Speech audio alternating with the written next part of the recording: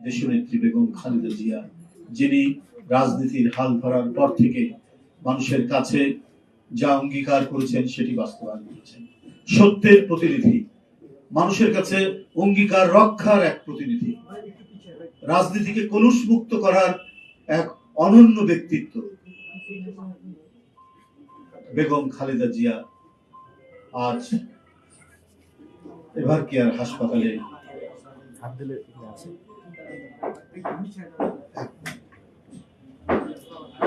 জীবন সংগ্রামে সেখানে অসুস্থ অবস্থায় রয়েছে। বন্ধুরা আমার, তার এই গুরুতর অসুস্থ অবস্থায় আমরা এই কর্মসূচিটি স্থগিত রাখছি। আমরা সবাই আল্লাহর কাছে দোয়া করছি প্রতিনিয়ত, প্রতি মুহূর্ত।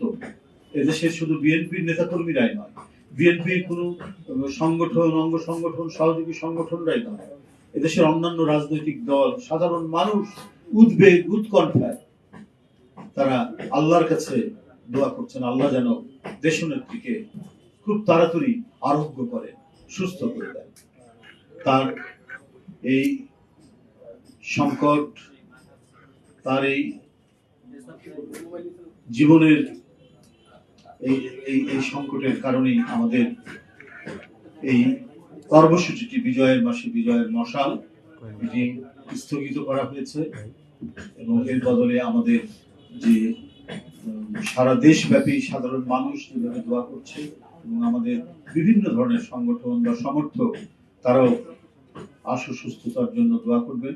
আমি আজকে সর্বশেষ যতটুকু শুনেছি তিনি তার শারীরিক অবস্থা অপরিবর্তিত রয়েছে এবং তার বিদেশ যাওয়ার ব্যাপারে মেডিকেল বোর্ড এখনো কোনো পরামর্শ দেননি।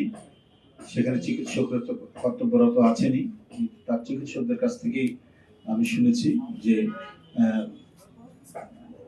অবনতিশীল হয়নি, কিন্তু তাই বলে খুব একটা উন্নতি হয়েছে এরকমও আমরা খবর পাইনি। মানে তার শারীরিক অবস্থা অপরিবর্তিত রয়েছে।